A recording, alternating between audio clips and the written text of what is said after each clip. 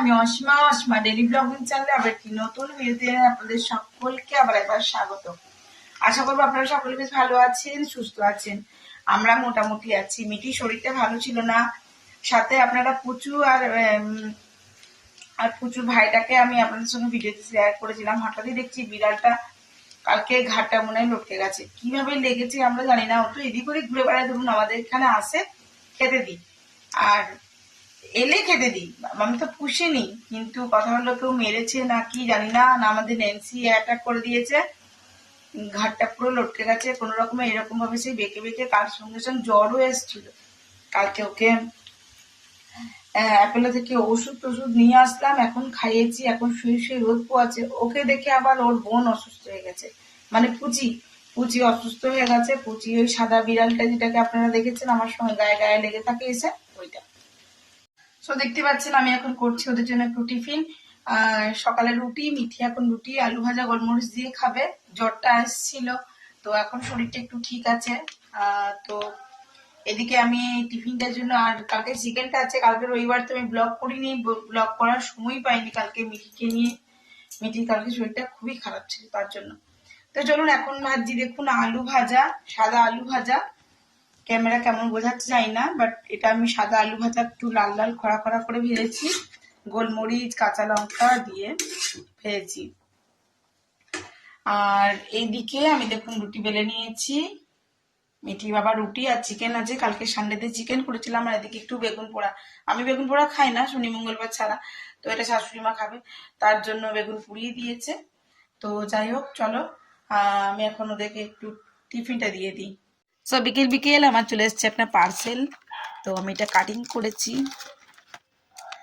তো এটা দেখে বুঝতে পারছো কি বুঝতে পারছো কি, অবশ্যই আমাকে কিন্তু এটা কমেন্টে জানিও যদি বুঝতে পারছো, ঠিক আছে?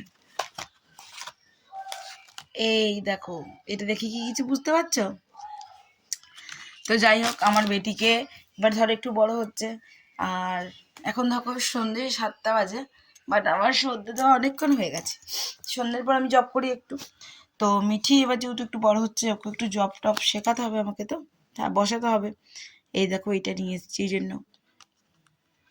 তোমরা কিন্তু কে কে বুঝলে আমাকে কিন্তু কমেন্টে জানিও, অবশ্যই জানিও। আর আমাদের একটা পাশের বাড়ি মেয়ে এসেছিলো, হ্যাঁ মেয়েটা এখন মেডিকেল পড়ছে, মেয়েটা খুব ভালো।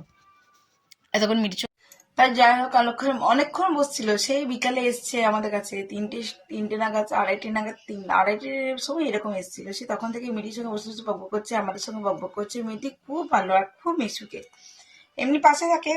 ওরা কোনোদিন আসেনি বলে আর কি, আমরা কোনোদিন যাইনি। তো যাই হোক, মেয়েটা খুব ভালো, অত বকবক করছিল, অনেকক্ষণ ধরে বকবক করলো। দিয়ে আমি বললাম যে একটু বস, বলছে না আন্টি যাই, কাকিমা যাচ্ছি। আমি বললাম না বস, একটু চা খা।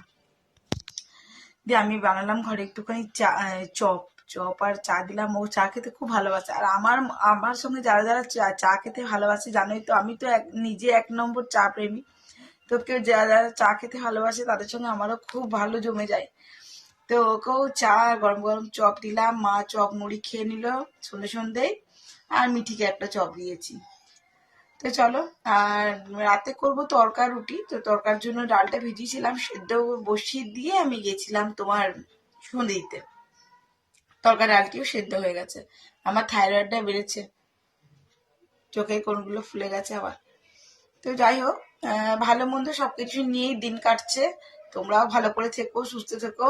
তো চলো ব্লগটা কন্টিনিউ করি। আর আমার এই কাউন্টার ইয়েটা দাঁড়ো দেখাই, এই কাউন্টার এটা কত সুন্দর এসছে বলো, আমার খুবই পছন্দ হয়েছে। দাঁড়াও দেখাই।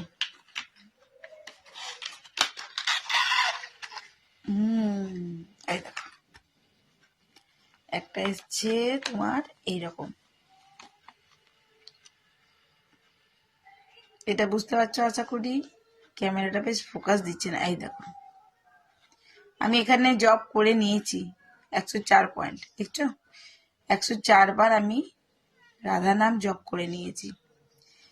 এবার আমি এটা কোন সাইডে আছি, কি বৃত্তান্ত দেখো, সব দেখাচ্ছে। ইস্টে বসে আছি।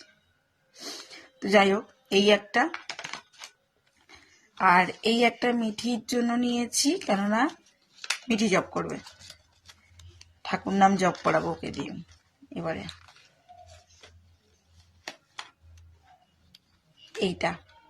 এটা অনেকেই দেখে থাকবে, এটা আঙ্গুলে লাগিয়ে দিলে বেশ সুবিধা কাউন্ট করতে।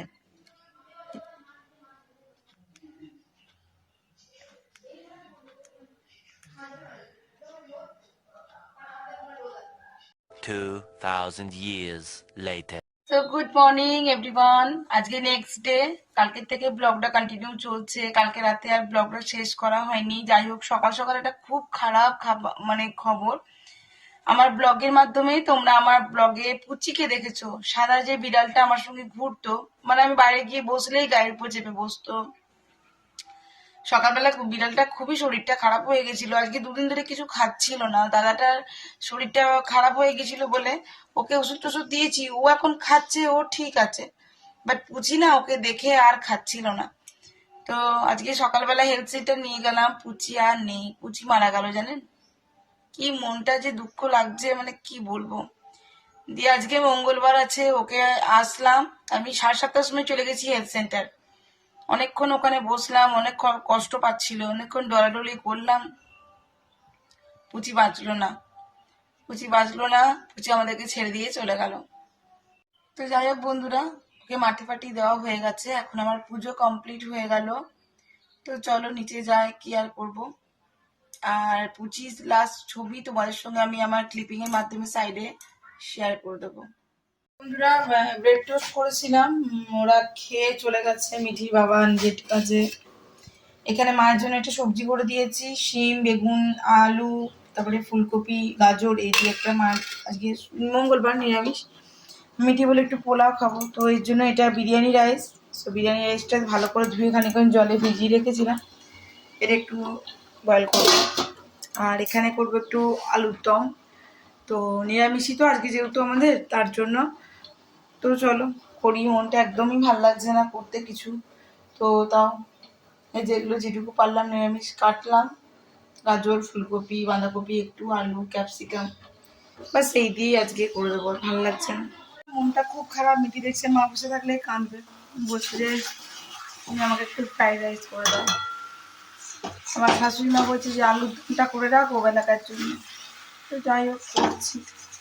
আজকে সত্যিই মনটা খুব খারাপ লাগছে, ভালো একদম লাগছে না করতে কিছু। তো যাই হোক চলুন, এদিকে দেখুন মিটির জন্য ফ্রাইড রাইস হয়ে গেছে, দুবেলা খেয়ে নেবে। তো আজকের মতন ব্লগটা এখানে শেষ করলাম। সো বন্ধুরা, আজকের মতন ব্লগটা এখানে শেষ করছি। ব্লগে কিছু ভালো লাগলে অবশ্যই লাইক, কমেন্ট, শেয়ার করে দিও। আর যদি আমার চ্যানেলে প্রথমবার দেখছো আমার ভিডিও, তো অবশ্যই চ্যানেলটি সাবস্ক্রাইব করে পাশে থাকা বেল আইকনটি দাবতে একেবারেই ভুলো না। আর যদি আমাকে ফেসবুক থেকে দেখছো, সো প্লিজ আমার ফেসবুক পেজটা একটু ফলো করে নিও। আর যদি ইউটিউব থেকে দেখছো, তো আমার ইউটিউব চ্যানেলটা একটু সাবস্ক্রাইব করে অবশ্যই পাশে থাকা বেল আইকনটি দাবতে ভুলে যেও না। নতুন কোনো কিছু রেসিপি দেখা থাকলে অবশ্যই আমাকে সেটা কমেন্টে জানাতে পারো। আর আমার ভিডিওগুলো তোমাদের কেমন লাগছে সেটা অবশ্যই কমেন্টে জানিও। তো আজকে পুজোটা নেই, বারবার মনটা খুব খারাপ লাগছে, ভালো একদমই লাগছে না। তো যাই হোক, নিজের কাজ তো নিজেকে করতেই হবে, বলো। চলো তবে আজকের মতন টাটা।